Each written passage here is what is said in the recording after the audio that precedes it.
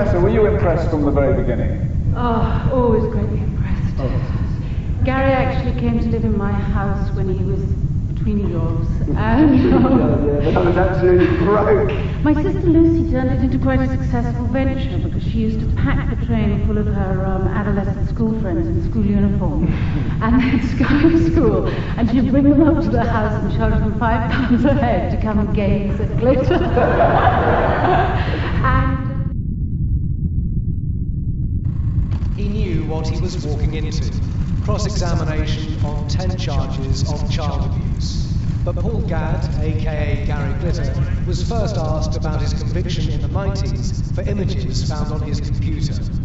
Breaking down in tears, he said, "I am remorseful. I am sorry. I lost the honour of my family. I lost my own dignity. I am sorry to my friends." Waiting sentence for one set of convictions and new allegations now in the frame. Why would that be? Would that be because more and more people are coming forward?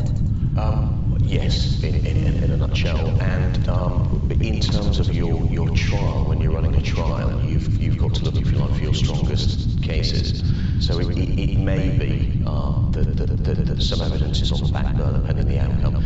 It may also be that the conviction in itself sort of triggers more victims or others coming forward. Because there have been accusations, haven't there, that Operation Yewtree has been turning into almost a witch hunt. Yeah. Do you think convictions like this perhaps justify the operation in a way? Hand on heart, I think if you're a victim, you probably say that any conviction justifies. You've got to understand as well, these are really difficult investigations. You're talking about historic allegations, victims who were young at the time, involving celebrities, and all the problems that go with that, both in terms of giving evidence, being cross-examined on something that's a long time ago, having to overcome the hurdle of the celebrity of the person you're accusing as well. I agree that can work both ways as well if you're the celebrity that's being accused, but they're really tricky, difficult to investigate.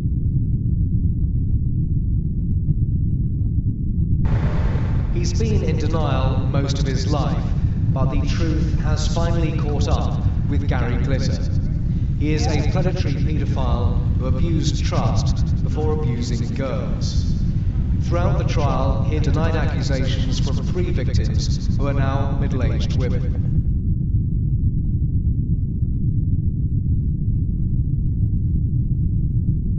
Gary Glitter was at the height of his fame back in the era of glam rock in the early to mid-1970s. But Gary Glitter was a front to a much darker reality, and in this case he was tried under his real name, Paul Gadd. Gary Glitter had used his new fortune to buy a mansion in the Sussex countryside.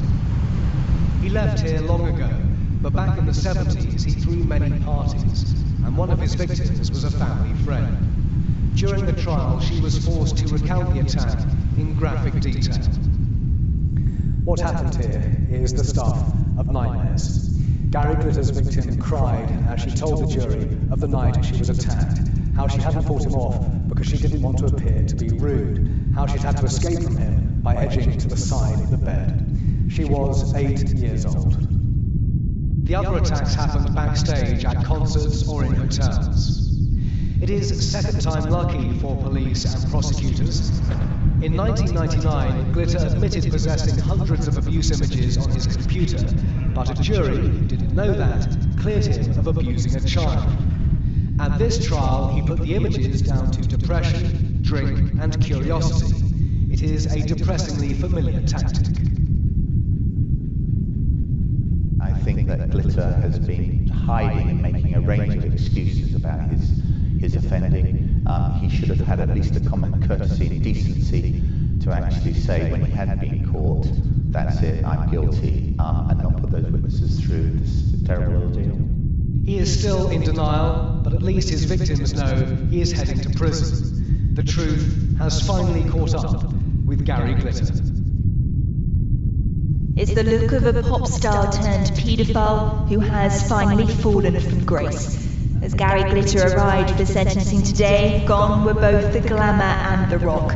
Instead, there was just a prison van, as the singer, under his real name of Paul Gadd, would go on to be told by the judge his offences against 3 schoolgirls were truly appalling crimes. Judge Alistair McCreath told Glitter, "I've read the impact statements of all 3 victims. It is clear in their different ways they were all profoundly affected by your abuse of them. You did all of them real and lasting damage, and you did so for no other reason than to obtain sexual gratification." The abuse took place at the height of Glitter's fame. One of the girls was younger than 10 when she was attacked. It's not the first time the showman has been convicted of sexual offences. In 1999, he was jailed for possessing 4,000 child abuse images. Then, 7 years later, he was convicted of abusing 2 young girls in Vietnam. Drama inside Court 1 in the past few moments. The jury have now come back in with verdicts on all of those charges. There were 9 charges in total against Gary Glitter. He is being tried under his real name of Paul Francis Gadd. He has been sitting in the dock, shaking his head from side to side and muttering to himself as guilty verdict after guilty verdict has been returned here at Southwark Crown Court. Guilty of the attempted rape of a child under the age of 10. Guilty of 5 indecent assaults, guilty of sex with a child under the age of 13. That one charge alone potentially carries a sentence of life in prison. He is almost 71 years of age now, Paul Gadd, so potentially he could die behind bars.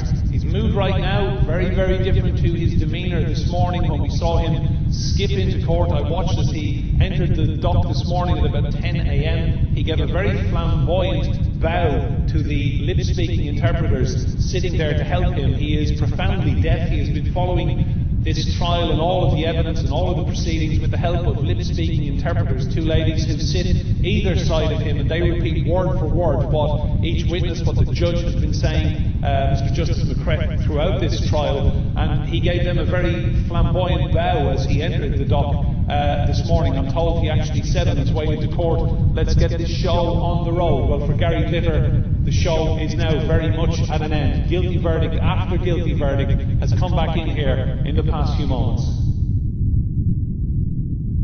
And throughout this 2-week trial, we heard damning evidence from his victims detailing how he manipulated them, one of them in front of their parents. Yes, there were very, very disturbing aspects to all of these charges, really. From the very first one, which was the attempted rape, he was found guilty of. That was Easter 1975, all the way through indecent assault after indecent assault. One of the victims, they had been to a Gary Glitter concert. Her mother was present, and she was asked to leave, and she did. And she ended up with the child being left alone with Gary Glitter backstage in a dressing room. This was in Bailey's in Watford, and the child was indecently assaulted on 2 occasions by Gary Glitter, Paul Gadd, as he is being prosecuted under in this trial. Very, very serious allegations. Now, of course, he was the first person arrested as part of Operation U-Tree in October of 2012. The post-Jimmy Savile investigation, which was launched that week in October by the Metropolitan Police, the very first name they went looking for to speak to was Paul Gadd. They arrested him. He gave no comment throughout any of his police interviews. He denied everything that was put to him, basically. In court, under cross-examination, he broke down in tears. He wept openly in front of the jury, saying that allegations had destroyed his life. He had never met any of these women, and he said this would not be the first time that people had made false allegations against him